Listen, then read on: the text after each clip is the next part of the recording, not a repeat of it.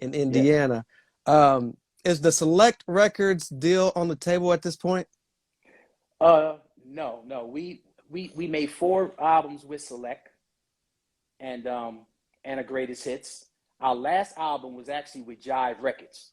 Right. So the majority of our history was with Select Records. You know, we put them on the map from a hip hop perspective. And salute to Select Record at the time. Gave us the opportunity. Gave us a shot. You know, um, we were fortunate enough to come out with a few hits and add our contribution to the culture. You know what I mean? Right. Did Roxanne present a bidding war for UTFO? How did you guys get with Select?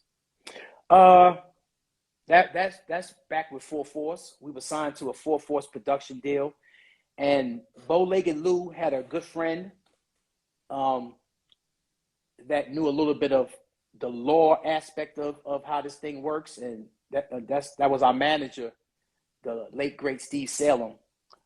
Steve Salem and Full Force was also co-managing us at the time, and I believe he shopped the deal to Select Records and got Select Records interested in us. You know, early in the game, let me take one of these out. Okay. Early in the game, a lot of hip hop artists just had single deals, and we just had a single deal at first. Beats and Rhymes was UTFO's first single. Did okay. Didn't make a crazy amount of noise, but it did okay. It did okay enough to be able to get another single deal, which was the Hanging Out record. As a result of the success and boom of Roxanne, we got an album deal. And the leading single after that was Leader of the Pack. So we're taking off because Leader of the Pack was another monster hit for us. You know what I'm saying? That one was featuring me wearing the ninja suit and the turntables and all that stuff. So early in the game, we had the visuals, and we were blessed to have records that were game changers in the culture. Very, Right. very blessed for that. It's about time for your debut album. It's self-titled UTFO. What is the discussions you guys are having as far as the direction of your debut album? A lot of that is, the funny thing is with UTFO, like I said, we had a lot of routines and a lot of concepts anyway. But for us, we took on images, and all of us had images. Kango was the soldier of love. Educated rapper was the educated rapper, wore suits and looked at educated. Dr. Ice was the debonair Dr. Ice. So he wore, the doctors, the scopes and the doctor gear. I was the ninja, the master of the mix. So I dressed up in the ninja suit, the full ninja suit in the beginning, mask and all. I would be performing with a full mask on during the whole show. You know what I'm saying? So we had images coming in the game. We just weren't up there just a bunch of rappers and DJs just displaying what we did. Like, we really had images. And so some of them records that we would make would cause us to write, especially them, it would cause them to write a certain way because, Doc is the debonair Dr. Ice. Kango's the soldier love. Educated rappers got to be real educated. His verses got to be real potent. So a lot of that had a lot to do with their rhymes. Early in the game, we had a lot of routines. So we had a lot of raps anyway. You just got to figure out how to transition some of that stuff, tweak it, and put it into a record form. You add Full Force production up under it, and you're able to write to those tracks. And whatever the topic may be, they were phenomenal writers. So whatever the topic may be that they may want to write about, then Kango might come up with an idea, and then Doc and E write a verse to it. Doc might come up with an idea, and then Kango and Educated Rapper write a verse for it. Full Force lay a track. I come in, do some scratching. I try to scratch on everything I could possibly scratch on. So that's how I could be heard. I could be heard through my hands. You know what I'm saying? Right. So that was just a blessing for us to be able to display our form of hip hop and give it to the world the way we know best, you know? Right. What were some of your best memories of those sessions for that debut album? Wow, a lot of fun, a lot of fun, a lot of fun. Doc and Kango are comedians. They could have just stand-up comedian if they wanted to. Them guys are hilarious. But we would have a lot of fun. Full Force was a lot of fun. We spend a lot of time in the studio with B Fine. B Fine of Full Force definitely was entrenched and involved with a lot of our beats and stuff. You know, Bowlegged Lou and Paul Anthony, you know, they bring their harmony to the play. And we also could sing a little bit. So you add Full Force, you know, vocal arrangements and ability to the play, we end up with a decent composition. But back to your question, a lot of fun, man. You know, we had a lot of fun. A lot of fun. Kango and Doc were hilarious. So anywhere around them was going to be fun. But just as a whole, and you know, we're taking off. We're starting to take off. We're getting recognized. You know, we being heard on the radio. You know, we're sucking that all up. You know what I'm saying? And fortunate enough for us, we stay grounded. You know, some people can get caught up in some stuff early in the game when you start making money and stuff like that. So for the most part, we stay grounded. You know, we had good management, had lawyers, had accountants. You know that's very important early in the game to have those elements around you so that you don't make a lot of foolish mistakes. You know, this is still early in the development of hip hop. You know, Right. this is still early in the development of hip hop becoming commercial. You know, so Right. you know, a lot of fun, man. A lot of fun. We had a lot When of fun back then. when that album dropped in '85, what kind of reception did it receive? Uh, we was already riding away from the Roxanne success, and then you know we answered our own record. When Shantae answered the record, we was like, "Nah, wait a minute. She's not our Roxanne. We didn't tell her she could be our Roxanne. If that's the case, we're gonna pick our own Roxanne." So, you know, and which is so ironic because that was something we was plotting on doing anyway. So I don't know if we spoke too soon and it got out in the street somehow, but it just is you know, it's funny how things play out because that was something we had in the works we wanted to do anyway, was bring a female in and let her be the one that answered the record or whatever the case. So anyway, make a long story short, after Shantae and Marley Marl in that camp answered the record, we came back with answering our own record, which was The Real Roxanne. And you know, and that took off. That career took off for her. You know what I'm saying? All the Roxannes took off. Anybody Right. that answered that record, their careers took off. And so now you got The Real Roxanne doing her thing. At the top of '85, we're about to drop our album. And that album took off, bro. A few singles off that album. You already had the Roxanne popping. Leader of the Pack went #1 in New York like the first week. We had Bite It. You know, all these records are being played at the same time in the Rap Attacks. All these records are being played at the same time when Red Alert and Chuck Chillout's on the air.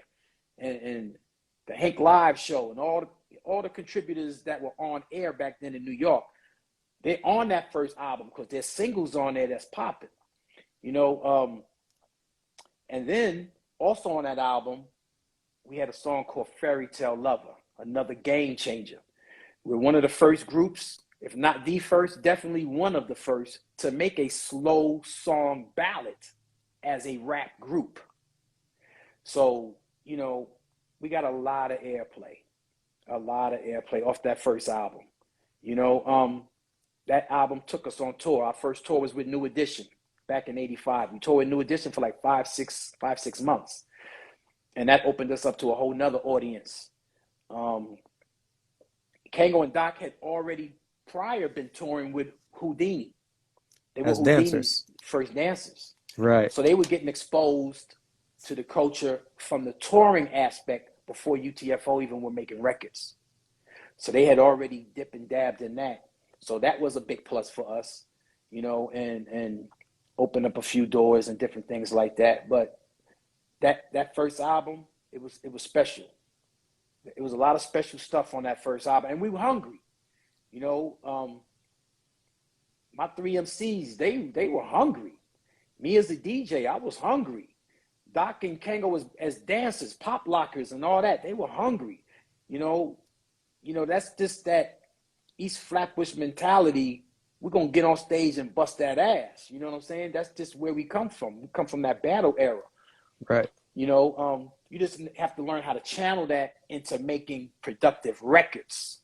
You know, and we were around a good team that we were able to do that with, which was Full Force. You know, and Right. a lot of success came from that. You mentioned going on tour with New Edition. Around this time, could you tell us your favorite tour lineup and a favorite tour memory? Was New Edition your favorite tour, or was there a lineup special around the first album that you can remember? Oh man, we done a lot. We done a lot of tours, and we headlined a lot of tours, man. I remember one tour in particular where it was us and Curtis Blow, and we were bouncing back and forth from headlining. Some shows Curtis would headline, sometimes we would headline. Man, we done a lot of touring, man. I'll just name a few groups that toured with us that was just phenomenal. Heavy D and the Boys, when they first came out. Salt and Pepper, they was with us. Dana Dane was with us. Rockmaster Scott and the Dynamic 3 did a lot of shows with us. The Boogie Boys. The Real Roxanne, of course, with Howie T. Oh my gosh, so many. Then you move up a little bit. MC Hammer used to open up for us. NWA used to open up for us when they first came out. Too Short, all those early West Coast groups.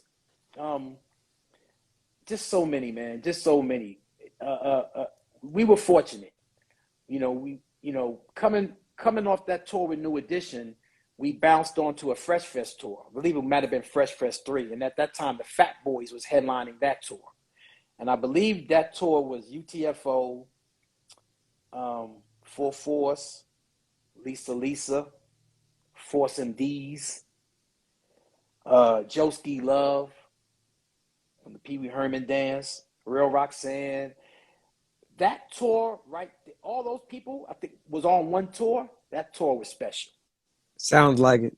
Yeah, that tour was special for that era right then, too. So, I mean, but it's hard to narrow it down to a favorite tour because we were on a few, and then we started headlining tours, which is a whole nother energy in itself. You know, when you the headline in that, you know, it's a different kind of light that shine on you when you headline it. You know what I mean? So, Right. we were fortunate. 1986 rolls around. It's time for your sophomore album. What kind of adjustments did you particularly make, or did you guys stick to the script going into the second album? And did anything change as far as the group chemistry and the label? We're rolling with Select Records. Things are looking good. One of our members, the Educated Rapper, may rest in peace. Educated Rapper took a bad turn. He took a bad turn doing drugs, and it got the best of him. And, we noticed it. He noticed it. And he was given an opportunity to rehabilitate himself. So that's why he's not on the Skeezer Pleaser album. It's just me, Doc, and Kane. And he missed that album. He was out getting himself together. And, back then you had to be careful because, drugs started flowing heavily through,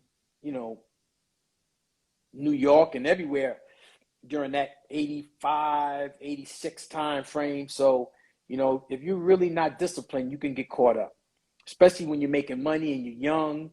And at that time, there were a lot of social drugs that people did. If you abused them, it could get the best of you. So, unfortunate for Educated Rapper, he had to be rehabilitated, which thank God he was able to. I was a heavy campaign manager to get him back. You know what I mean? That was my first hip hop partner. So I definitely wanted to see him come back. And he was given an opportunity to once he got himself together, which was on the third album, the Lethal album. So that was challenging on the second album. But, the show didn't stop. We kept it going. And we had a song called Split Personality, another song that kept us on the airwaves, early '86. That record took off. Another big record for us, Split Personality. And we also had a record on there called Pick Up the Pace, which was written for the Crush Groove soundtrack. We were supposed to be in Crush Groove. We were supposed to be in the audition scene with New Edition. For whatever reason, politics or whatever reason may be, we ended up not being in the movie. I guess our part got edited out. There's a part in the movie where there's a taxi scene, and you can hear Pick Up the Pace being played in the background of that scene in Crush Groove. But that was something we were supposed to be in. It didn't work out. So that's another, obstacle we had to overcome. But once again, that didn't stop us. We kept on going, doing our thing, touring and giving that hip hop as we know best. You know what I'm saying? So Pick Up the Pace got a lot of radio play on the airwaves too. And Split Personality was another one of our hits off the second album. So UTFO still rolling. We're still touring, and we're still out there. So the second album was good too. What's the relationship like with Select Records? Are they doing everything they can to promote the albums, or is it just business as usual? Hip hop back then is still in its early stages, kind of. And the group, the artists, you do a lot of legwork. It's not like now where you got social media and you at the hit of a button, you can reach tens of thousands and hundreds of thousands of fans and say something or let them know that something's coming out tomorrow or next week. You had to put that work in. First of all, you had to have skills. Coming from New York, you had to have skills. You didn't get a lot of record deals unless you had skills early back then. So that's for starters. You had to have some skills. Then you got to have some hits. And if you ain't got no hits, they moving on to the next act. So to the best of my knowledge, of course you can always think of what a record company could be doing better. You're never satisfied, you know what I'm saying? But for me personally, the door is still open. We're still blessed to be able to reach fans, make inspiring records, inspire other hip hop artists and youngins to look up to us and get involved in the culture as well. So we still rolling, we're still embracing it.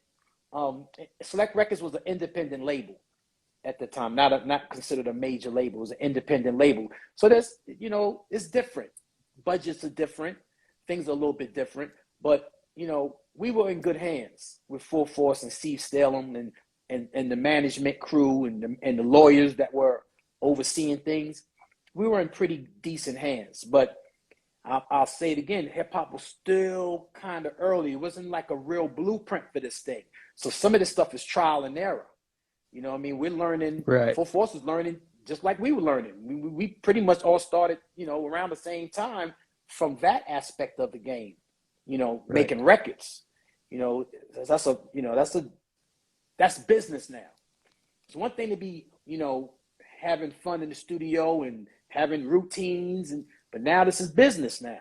These records got to make sense. They got to sell. We got to be able to tour. We got to be able to we got to do these radio interviews, these TV interviews. You got to be on point. You know what I mean? So we were built for it. Fortunately for us, we were built for this and we wanted this. And, I believe the record company was doing decent for sure. We was able to make four records with them. You know what I'm saying? So, right. But it's challenges that come with that as well. You always, as an artist, sometimes you're never satisfied with the label. That's just how it is. Because you want to see your record number one. You want to be number one on the radio. You want your videos. You want the best directors on your videos. You want top-notch stuff, and that stuff costs a lot of money. So you got to be selling some records to get that stuff. Right. You remember what the reception was like for Skeezer Pleaser in '86? Yeah, it was good because we were still riding off. Our first album is still playing on the radio. Roxanne is still, the Roxanne medleys is still going on. They still coming out with Answer Records in '86. So the reception was well because Split Personality did good. We had a video for Split Personality. So second album did good as well, That first album was a monster for us. Right. But Split Right. Personality kept the lights on as well. And the second album was rolling too. A year later, you guys dropped Lethal in '87. Now, is it your guys' decision to make an album per year, or the label kind of coaxing you to make an album once a year? Or are you just trying to follow the momentum? Follow the momentum, and I believe we had a 5-album deal. So you got to knock them out.